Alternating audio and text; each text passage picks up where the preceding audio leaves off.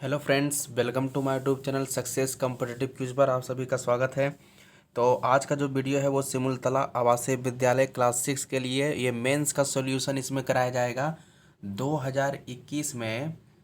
2021 में सिमुलतला के क्लास 6 के मेंस का, ठीक है, मेंस का ये पेपर 1 का सॉल्यूशन है। पेपर 2 का सॉल्यूशन मैं अगले वीडियो में करवा दूंगा।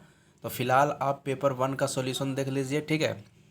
और एक इन्फॉर्मेशन आपको और भी देना है कि सिमुलतला का बहुत सारा मैं वीडियो ऑलरेडी बना चुका हूं, जैसे कि एक कट ऑफ वीडियो हो गया। दूसरा आपका जो मेंस से संबंधित जो बुक है कि आपको मेंस के लिए कौन कौन सा बुक पढ़ना चाहिए, ठीक है, तो वो भी मैं ऑलरेडी एक वीडियो बना चुका हूँ। इसके अलावा 20 अक्टूबर को जो पीटी का जो एग्ज़ाम जो हुआ था तो उसका भी ऑलरेडी मैं सॉल्यूशन करवा चुका हूँ, ठीक है। और आपको पता भी होगा कि आंसर की भी इसका निकाला जा चुका है, तो आंसर की से अपना आंसर भी मिला लीजिएगा और कमेंट बॉक्स में बताइएगा कि आपका कितना नंबर आ रहा है, ठीक है।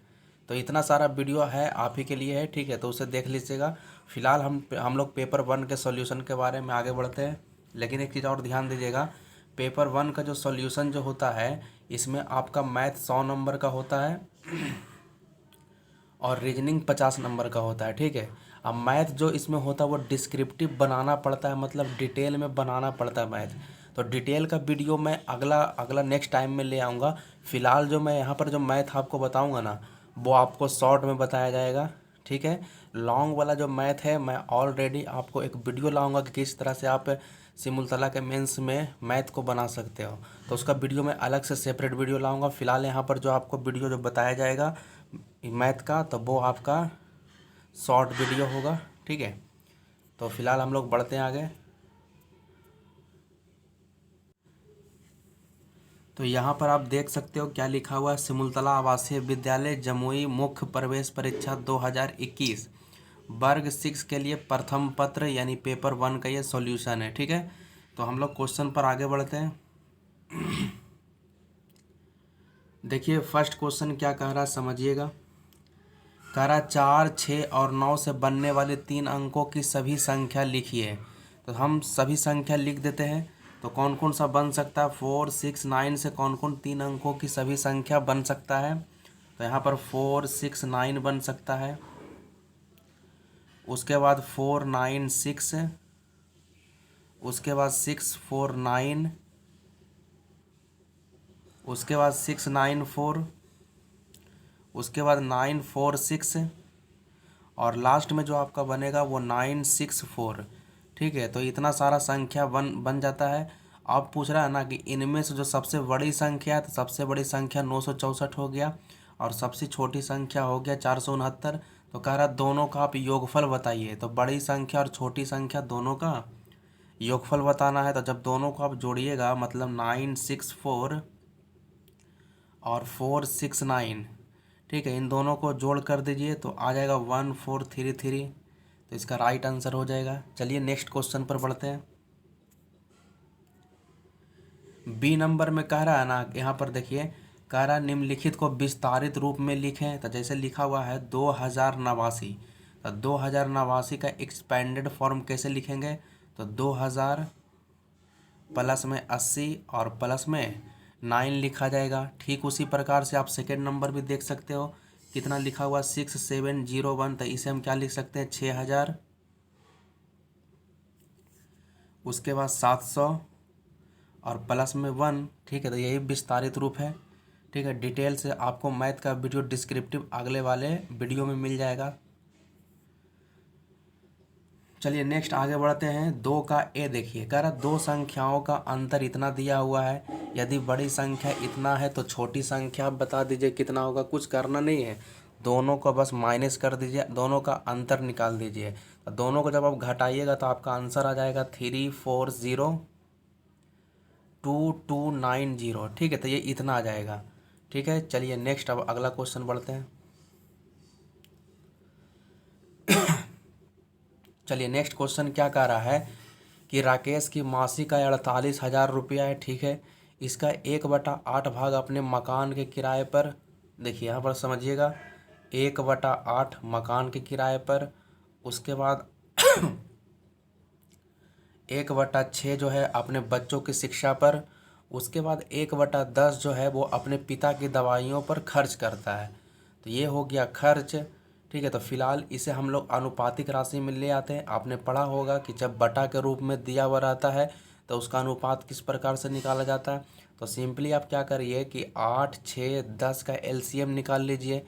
तो जब आप तीनों का एलसीएम निकालिएगा तो आपका एलसीएम आ जाएगा 120।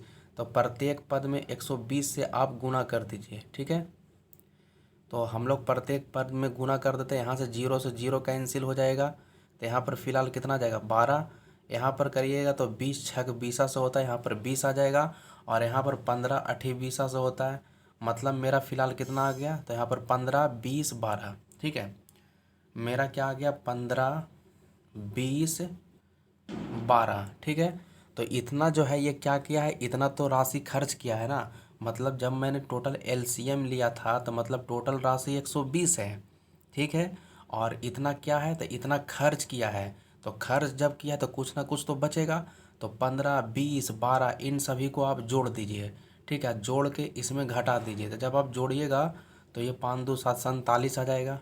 ठीक है, तो मतलब टोटल धन हो गया 120 और 47 क्या हो गया, ये इतना खर्च किया है। तो जब खर्च करेगा तो कुछ ना कुछ तो बचेगा।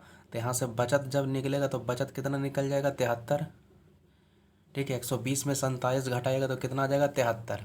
तो मेरे हिसाब से 73 क्या आया, बची हुई राशि आया ना। ठीक है, तो बची हुई राशि कितना आ गया 73, तो उसे याद रखिएगा। अब देखिए सिंपली आपको करना क्या है, टोटल क्वेश्चन के हिसाब से 48,000 दिया हुआ है। ठीक है, जबकि मेरे हिसाब से टोटल कितना था 120 था। हमें निकालना क्या है, बची हुई धनराशि मतलब बचत। तो अभी हम लोगों ने बचत कितना लाया था 73। ठीक है, तो यहाँ से जीरो कैंसिल हो गया, 12 चौके 48। ठीक है, अब 473 को आप गुना करिएगा। तो जब आप इन दोनों को जब गुना करिएगा ना तो आपका जो राइट आंसर जो इसमें बनेगा राइट आंसर, तो ये हो जाएगा, गुना करके आएगा 29200। मतलब आंसर इसका आ जाएगा 29200। ठीक है, तो ये इसका राइट आंसर हो जाएगा। ठीक है, उम्मीद है कि आपको पसंद आया होगा। चलिए नेक्स्ट अब आगे बढ़ते हैं। अगला क्वेश्चन क्या कह रहा है, देखिए 3 के 1 में क्या कह रहा है, 9 श्रमिकों की कुल मजदूरी दिया हुआ है 4680। ठीक है, तो 4680 दिया हुआ है। तो अगर हम एक मजदूर का निकालेंगे तो बटा में कितना हो जाएगा 9 हो जाएगा। ठीक है, लेकिन ये एगो का निकालने के लिए नहीं कह रहा है, आगे कह रहा है कि 25 श्रमिकों का 17 दिन का निकालना है कि कितना होगा। तो बस इसे आप सॉल्यूशन कर लीजिएगा, आपका आंसर आ जाएगा। ठीक है, तो इसका सॉल्यूशन करिएगा। ठीक है, और जब सॉल्यूशन करिएगा ना तो आपका आंसर आ जाएगा 221,000। ठीक है, गुना भागा करना आपका काम है। ठीक है, इसे गुना भाग करिएगा तो आपका आंसर आ जाएगा 221,000। ठीक है, चलिए नेक्स्ट क्वेश्चन आगे बढ़ते हैं। कह रहा है एक लकड़ी के बक्से की लंबाई चौड़ाई और ऊंचाई दिया हुआ 50 सेंटीमीटर 8 सेंटीमीटर और 12 सेंटीमीटर दे रखा है। कितना कितना है, 50 8 और 12 दिया हुआ है। ठीक है, तो कह रहा है इसमें, यहाँ पर ध्यान दीजिए क्या कह रहा है, उस बक्से में 15 घन सेंटीमीटर आयतन वाले कितने रबर रखे जा सकते हैं। तो जब भी आपको संख्या पूछेगा ना तो बड़ा का आयतन ऊपर रखना है, छोटा का आयतन नीचे रखना है। तो बड़ा का आयतन कहने का मतलब 50 गुना 8 गुना और 12। ठीक है, अब बटा में कितना होगा 15 घन सेंटीमीटर हो जाएगा, क्योंकि घन सेंटीमीटर आयतन का मात्रक होता है, यानी वो आयतन दिया हुआ पहले से। अब सिंपली आप इसे आप सिंप्लीफाई कर लीजिए। तो यहाँ पर ये 3 चौके 12 हो जाएगा, ये 3 पचे 15, अब 5 दहें 50, यहाँ पर कैंसिल हो जाएगा। तो बताइए जब सबको गुना करिएगा तो गुना करने के बाद आ जाएगा 320। तो 320 इसका राइट आंसर हो जाएगा। नेक्स्ट क्वेश्चन आगे बढ़ते हैं। चलिए यहाँ पर ध्यान दीजिए, अच्छा क्वेश्चन है ये, और ये क्षेत्रमिति का क्वेश्चन दिया हुआ है यहाँ पर।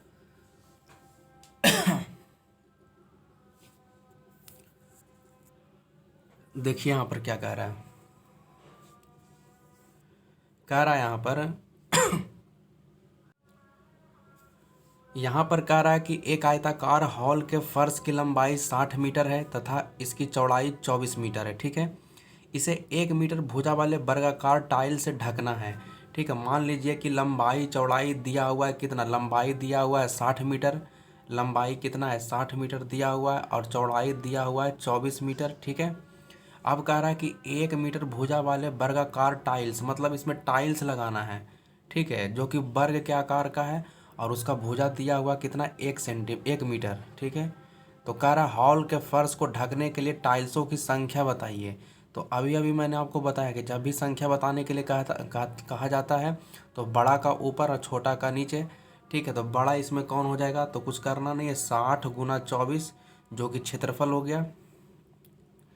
ठीक है, ये आयत का क्षेत्रफल हो गया और नीचे में कितना कह रहा है कि 1 मीटर भुजा वाले वर्ग। ठीक है, तो बताइए नीचे में जब क्षेत्रफल निकालिएगा तो वर्ग का क्षेत्रफल होता है भुजा स्क्वायर, मतलब एक का स्क्वायर कितना, एक ही हो जाएगा, एक का स्क्वायर एक ही हो जाएगा। तो सिंपली बस इसे आप गुना कर लीजिएगा। तो जब आप गुना करिएगा तो कितना आ जाएगा, 1440 हो गया। तो यहाँ पर ये बताइए कि यहाँ पर जो निकला है 1440 हो गया टाइल्स की संख्या, लेकिन कह रहा कि एक टाइल्स का कीमत 75 रुपया है। तो कुल खर्च बताइए। तो कुछ करना नहीं है, बस इसको 75 से आप गुना कर दीजिए, मतलब 1440 को 75 से गुना कर देना है। ठीक है, तो जब आप गुना करिएगा ना तो आप गुना करने पर लगभग जो आ जाएगा 108000। ठीक है, तो ये गुना करने पर इसका राइट आंसर आ जाएगा। चलिए नेक्स्ट आगे बढ़ते हैं।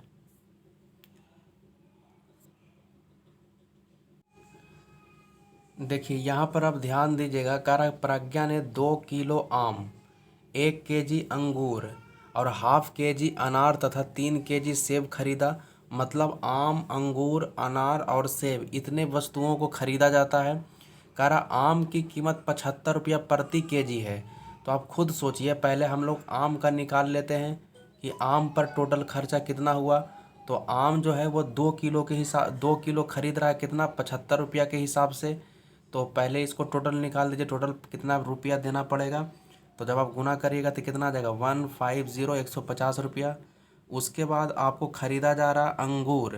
तो अंगूर के बारे में कह रहा है। ठीक है, तो आम का याद रखिएगा 150 हो गया।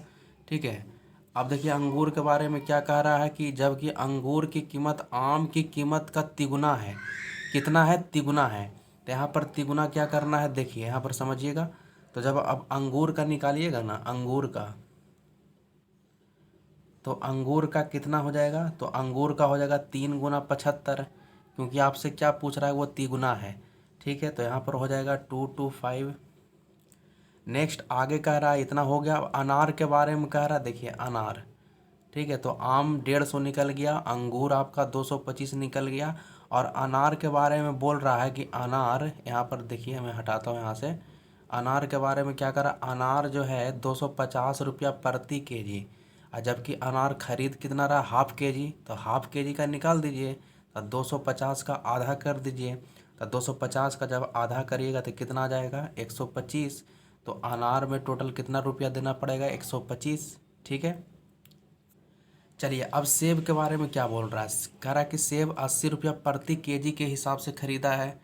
ठीक है, और यहाँ पर इस सेब खरीद कितना रहा है, तो 3 केजी। तो बताइए 3 केजी के हिसाब से कितना हो जाएगा, तो 3 × 80 कर देंगे। तो 3 × जब 80 करेंगे तो कितना आ जाएगा, 240।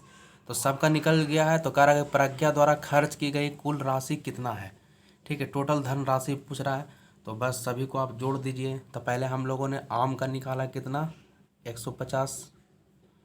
उसके बाद अंगूर का 225। उसके बाद अनार का कितना निकाला था, 125। ठीक है, और उसके बाद सेब का कितना, 240। तो इन सभी को जोड़ देना है। तो जब आप जोड़िएगा तो आ जाएगा 740। तो इसका राइट आंसर क्या हो जाएगा, 740। ठीक है, टेंशन मत लीजिए, डिस्क्रिप्टिव मैं अगले वाले वीडियो में बता दूंगा कि कैसे डिस्क्रिप्टिव बनाया जाता है, ताकि उसमें एक फुल नंबर मिल सके। ठीक है, बाकी आप वीडियो स्किप करके मत देखिएगा। यहाँ से आपको आइडिया पता चल जाएगा कि ये हिसाब किस तरह से बनता है, किस प्रकार से हिसाब बनाया जाता है, कम से कम इतना आइडिया हो जाएगा। ठीक है, तो फिलहाल हम लोग आगे बढ़ते हैं।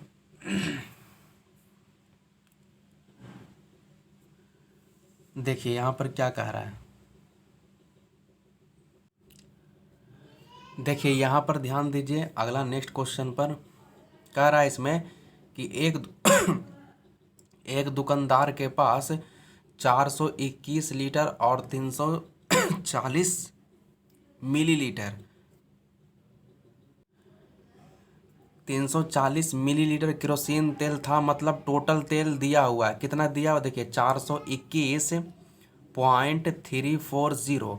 आपको पता होगा इधर लीटर होता है और इस साइड वाला मिलीलीटर होता है।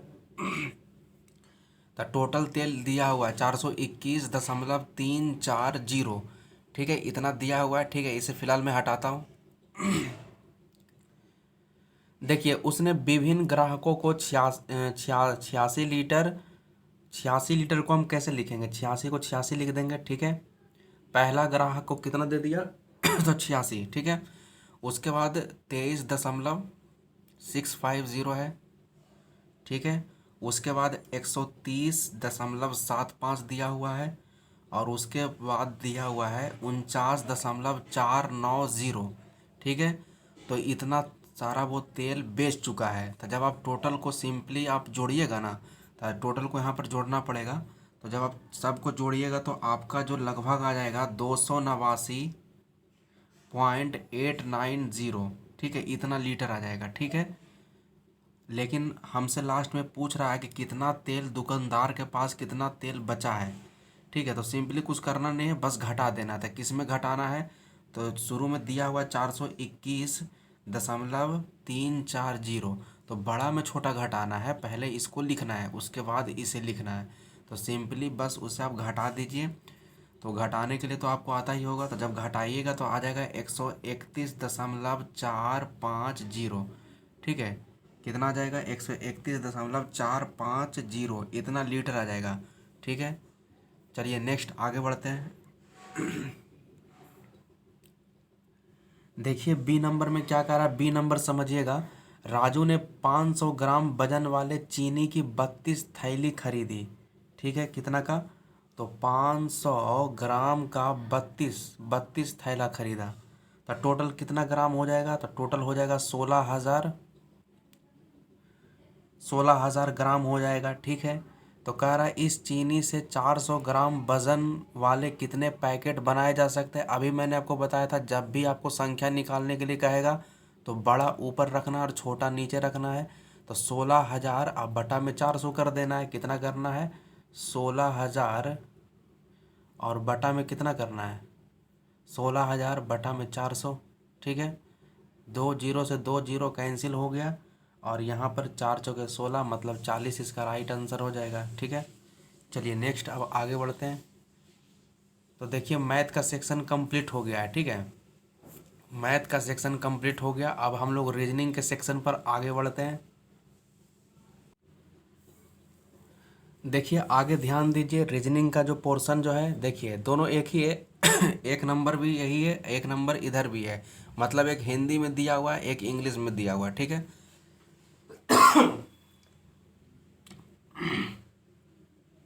चलिए नेक्स्ट बढ़ते हैं। यहाँ पर आपको ध्यान देना है, क्या है 18 से 14 हो गया। तो जब 18 से 14 हो गया मतलब -4 हो गया। फिर 14 से 10 हो गया, तो 14 में 10 घटाइएगा तो फिर -4 हो गया है। फिर 10 से 6 घटाइएगा तो फिर -4, मतलब -4 हमें बस घटाते चल जाना है। तो 6 में -4 करिए, 6 में 4 घटाइएगा तो कितना आएगा, तो 2 आएगा। तो 2 इसका राइट आंसर हो जाएगा। ठीक है, नेक्स्ट क्वेश्चन।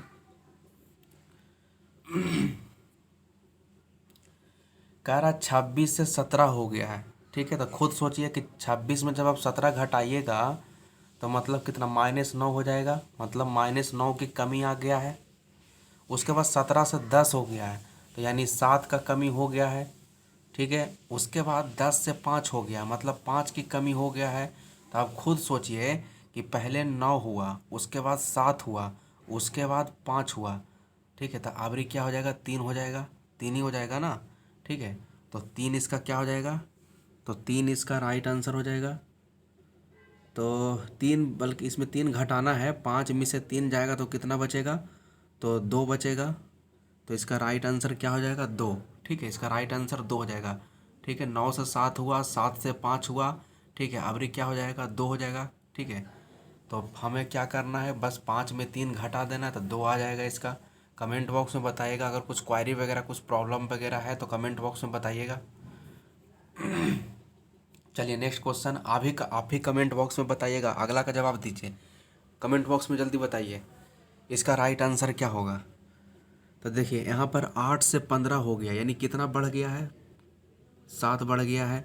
उसके बाद 15 से 24 हो गया है, तो कितना बढ़ा है, तो इसमें 9 हो गया, 9 बढ़ा है।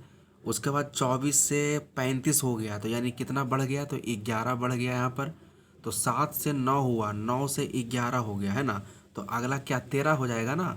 ठीक है, मतलब 7 9 11 13, मतलब 2 2 बढ़ रहा है। तो उसी प्रकार से हमें क्या करना, 35 में 13 जोड़ देना है। ठीक है, पहले 7 से 9 हुआ, 9 से 11 हुआ, फिर 11 से कितना हो जाएगा 13, मतलब 35 में 13 हमको जोड़ना है। तो 35 में जब 13 आप जोड़िएगा तो 48 आ जाएगा। तो देख लीजिए कौन सा ऑप्शन है, पहला ऑप्शन इसका राइट आंसर हो जाएगा 48।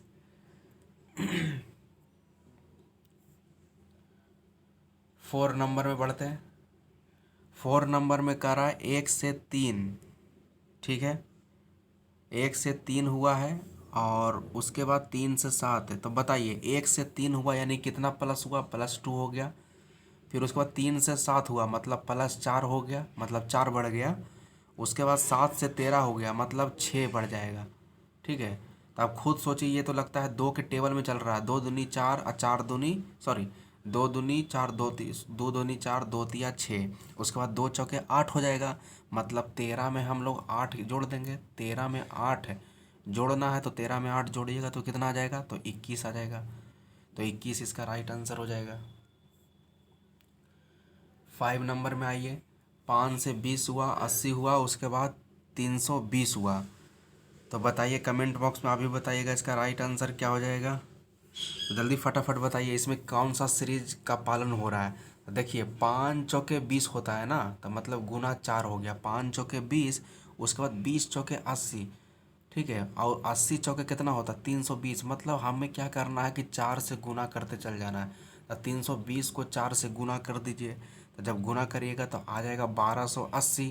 तो 1200 इसका राइट आंसर हो जाएगा। चलिए नेक्स्ट क्वेश्चन आगे बढ़ते हैं। ये तो आपका टेबल है, 2 दूनी 4, 2 तिया 6, 2 चौके 8, तो 2 पचे 10 हो जाएगा आगे। ठीक है, 7 नंबर में आ जाइए, 3 दूनी 6 और 6 दूनी 12, तो 12 दूनी क्या हो जाएगा, 12 दूनी सॉरी 24 दूनी 48। तो 48 इसका राइट आंसर हो जाएगा। नेक्स्ट क्वेश्चन, 8 नंबर में आइए, 2 से 6 हुआ, उसके बाद 10 हुआ, उसके बाद 14, उसके बाद 18।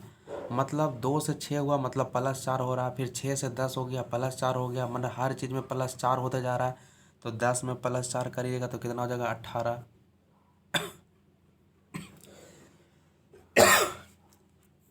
नेक्स्ट क्वेश्चन आगे बढ़ते हैं। चलिए 9 नंबर का बताइएगा, 9 नंबर का आंसर क्या होगा। 1 से 4 हुआ, उसके बाद हो गया 9, उसके बाद 16। तो बताइए इसमें कौन सा सीरीज का पालन हो रहा है।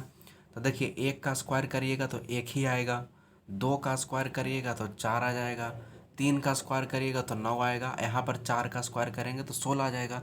तो आगे किसका स्क्वायर होगा, 5 का स्क्वायर होगा। तो 5 का स्क्वायर कितना होता है, 5 का स्क्वायर 25 हो जाएगा। तो 25 इसका राइट आंसर हो गया। ठीक है, नेक्स्ट क्वेश्चन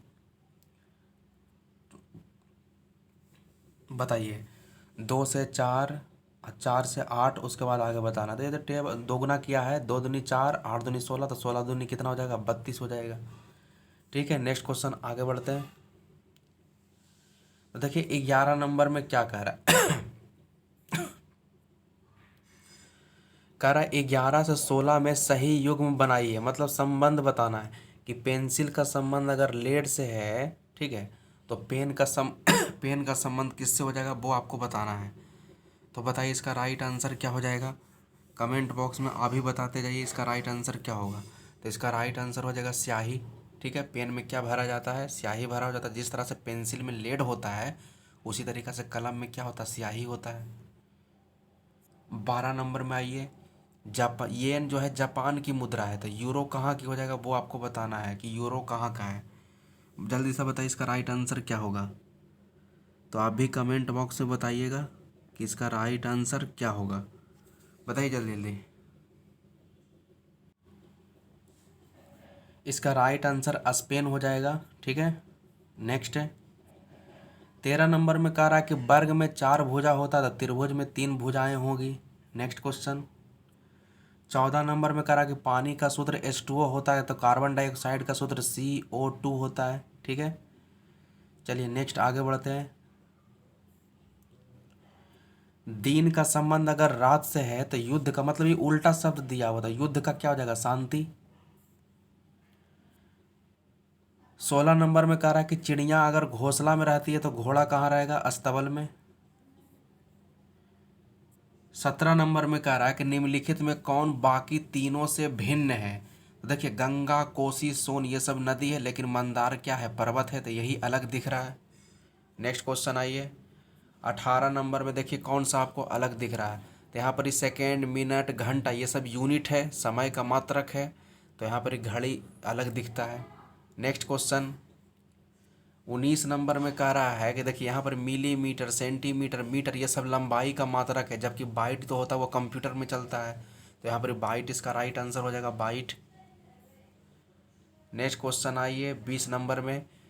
तो इसमें जो 20 नंबर का जो राइट आंसर जो होगा वो केसर हो जाएगा, केसर अलग दिखता है। ठीक है, बाकी बाह्य दल पुंज पत्ती ये सब पौधा का ही भाग है। ठीक है, चलिए नेक्स्ट आगे बढ़ते हैं। 21 नंबर में कह रहा है यहाँ पर कौन अलग दिखता है, तो यहाँ पर हो जाएगा विद्यालय हो जाएगा राइट आंसर, क्योंकि किताब, कॉपी, उत्तर पुस्तिका जो है वो समान जात से है, जबकि विद्यालय अलग है। नेक्स्ट क्वेश्चन आइए 22 नंबर। 22 नंबर में कह रहा है CPU, monitor, UPS, recycle bin, तो यहाँ पर ही क्या हो जाएगा आंसर जो बताइए। तो यहाँ पर जो इसका राइट आंसर जो हो जाएगा वो हो जाएगा रिसाइकल बिन हो जाएगा, क्योंकि ये डिलीट वाला ऑप्शन होता है, जितना भी डिलीट फाइल होता है वो रिसाइकल बिन में चला जाता है। बाकी CPU, मॉनिटर, UPS ये एक सारा चीज़ है। ठीक है, चलिए नेक्स्ट क्वेश्चन आगे बढ़ते हैं। देखिए यहाँ पर जो हो जाएगा अगला व्हेल हो जाएगा आंसर। ठीक है, क्योंकि ये स्तनपाई है व्हेल, अब बाकी सब तो मछली के प्रजाति में आता है। नेक्स्ट क्वेश्चन 24 नंबर में आइए motor car, jeep, van, cycle अलग दिखता, साइकिल इसका राइट आंसर हो जाएगा। बाकी सब मशीन से चलने वाला है, लेकिन ये मशीन से चलता नहीं है साइकिल। नेक्स्ट क्वेश्चन तो यहाँ पर आपका जो राइट आंसर हो जाएगा वो टाइगर यानी बाघ हो जाएगा। बाकी गाय, बकरी, भैंस ये सब शाकाहारी है, जबकि बाघ क्या है, मांसाहारी जीव है। 26 नंबर में आइए, अभी कमेंट बॉक्स में बताइए क्या हो जाएगा। तो यहाँ पर जो राइट आंसर हो जाएगा गया, क्योंकि गया एक क्या है, एक छोटा सा शहर है बिहार का, सॉरी शहर नहीं बोलेंगे, जिला है एक तरह का। ठीक है, बाकी अरुणाचल प्रदेश, मध्य प्रदेश, ठीक है, ये उत्तर प्रदेश ये सब क्या है, ये आपका स्टेट है। नेक्स्ट क्वेश्चन 27 नंबर में कह रहा है बताइए इसका अलग कौन दिखता है, सब्जी अलग दिखता है, बाकी आपका दूध का ही सामान है, दूध, दही, मक्खन। ठीक है, 28 नंबर में आ जाइए। 28 नंबर का क्या होगा, तो MS धोनी होगा, ये क्रिकेट से संबंधित है। बाकी आपका जो है वो कौन सा है, तो ये सब फुटबॉल खिलाड़ी है। नेक्स्ट क्वेश्चन बताइए इसका राइट आंसर क्या होगा,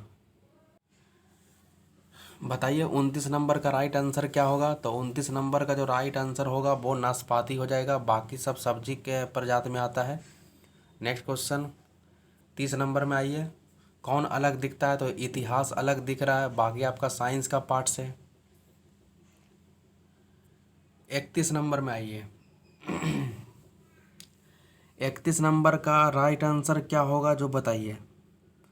लाल किला, ताजमहल, उसके बाद प्लास्टर ऑफ पेरिस, इजिप्ट का पिरामिड, तो मेरे हिसाब से प्लास्टर ऑफ पेरिस हो जाएगा। ठीक है, और ये सब जो है इजिप्ट का पिरामिड, लाल किला ये सब इतिहास से संबंधित है, तो इसमें जो अलग दिखता है वो प्लास्टर ऑफ पेरिस अलग दिख रहा है। चलिए 32 नंबर में आइए, 32 नंबर का जो राइट आंसर होगा चंद्रमा हो जाएगा, क्योंकि चंद्रमा क्या है, एक उपग्रह है, बाकी सारा कुछ आपका ग्रह है। ठीक है, नेक्स्ट आगे बोल रहा IPL 2020। ठीक है, IPL 2020 कप का विजेता कौन है, तो ये आपको बताना है, इसका राइट आंसर क्या होगा, बताइए जल्दी से इसका राइट आंसर क्या है। इसका राइट आंसर हो जाएगा मुंबई इंडियंस। 34 नंबर कह रहा बिहार विधानसभा के अध्यक्ष, ये तो उस समय का क्वेश्चन पूछा गया है, ठीक है। तो अभी फिलहाल में कौन हो जाएंगे, तो अभी हो जाएगा विजय कुमार चौधरी हो जाएंगे, ठीक है। वो उस समय का पूछा हुआ क्वेश्चन होगा, ठीक है। इसमें Vijay Kumar Chaudhary. Next question 35 number में कह रहा बिहार के ईशान किशन किस खेल से संबंधित है, तो क्रिकेट हो जाएगा, ठीक है। ईशान किशन किससे संबंधित है, क्रिकेट से। नेक्स्ट क्वेश्चन आइए, कौन का मात्रक पूछ रहा है कि कौन का मात्रक क्या होगा, तो कौन का मात्रक हो जाएगा रेडियन प्रति सेकंड हो जाएगा। उसके बाद है क्रेस्कोग्राफ का आविष्कार किसने किया, तो जगदीश चंद्र बोस। आगे कह रहा है कि भारतीय संविधान के मुख्य रचयिता कौन थे, तो बी आर अम्बेडकर। चलिए यहाँ पर देख लीजिए, यहाँ तो 38 कंप्लीट हो गया। 39 नंबर पर आते हैं। 39 नंबर पर ध्यान दीजिएगा। तो यहाँ पर रिलेशन बताना है कि 39 से 40 में पैटर्न को विचार कर अगला पद चुनिए। तो देखिए यहाँ पर कौन सा हो जाएगा, देखिए यहाँ पर बताइए। ए से क्या हुआ, बी हो गया, बी से सी हो गया, तो अगला क्या हो जाएगा, अगला जो आपका हो जाएगा डी हो जाएगा। तो डी वाला ऑप्शन देखिए, तो डी वाला ऑप्शन 3 गो में है। तो यहाँ पर ध्यान दीजिएगा, ए से बी हुआ, फिर बी से सी हो गया, तो अगला डी वाला ऑप्शन, तो डी वाला ऑप्शन ए इसमें भी ये 3 गो में है। उसको देखिए लास्ट वाला चेक करिए, बी से सी हो गया, सी से डी हो गया, तो डी से क्या हो जाएगा, ई हो जाएगा। तो तीनों में दिख रहा है खैर ए बी और डी, यही तीनों में कोई है, ठीक है। तो यहाँ पर देखिए बीच में 1 लिखा हुआ, उसके बाद 4 लिखा हुआ, उसके बाद 9 लिखा हुआ है। तो यहाँ पर 1 का स्क्वायर कितना होता है, 1 होता है। 2 का स्क्वायर तो 4 हो जाता है। 3 का स्क्वायर 9 होता है। तो आगे बताइए किसका स्क्वायर होगा, 4 का स्क्वायर, तो 4 का स्क्वायर कितना होता है, 16। तो राइट आंसर इसका कौन सा हो जाएगा, डी नंबर, ठीक है। नेक्स्ट क्वेश्चन 40 नंबर वॉवेल आपने पढ़ा है, ए ई आई ओ ओ यू होता है, तो ओ हो जाएगा इसके बाद। तो इसका राइट आंसर क्या हो जाएगा, ओ। नेक्स्ट क्वेश्चन 41 नंबर में, 41 नंबर में क्या कह रहा है, कह रहा है 1 हेक्टेयर किसके बराबर होता है, ये आपको बताना है। तो 1 हेक्टेयर जो होता है वो 10,000 वर्ग मीटर के बराबर होता है, ठीक है, 10,000 वर्ग मीटर के। नेक्स्ट क्वेश्चन आगे बढ़िए, कह रहा है एक पूरा कोण कितना डिग्री के बराबर होता है, तो ये बताना था। 360 डिग्री के मतलब पूर्ण कोण के बारे में बोल रहा है कि पूर्ण कोण कितना होता है, तो 360 डिग्री हो जाएगा। नेक्स्ट